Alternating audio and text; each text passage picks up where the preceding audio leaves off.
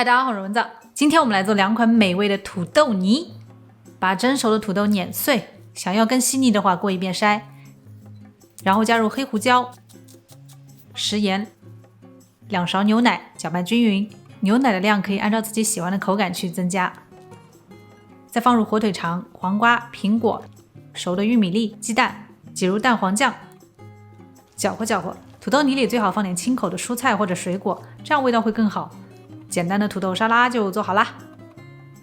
接着来做黑胡椒土豆泥，也相当简单。蒸熟的土豆压成泥，加点盐和牛奶调节。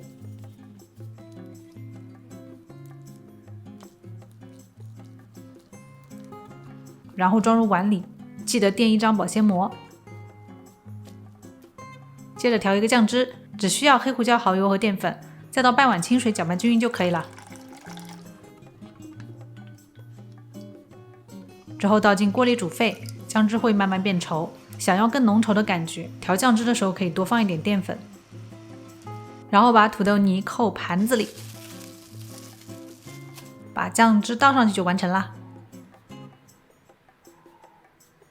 这2款土豆泥非常容易上手，减肥的朋友也可以试试，不光饱腹，而且很好吃哦。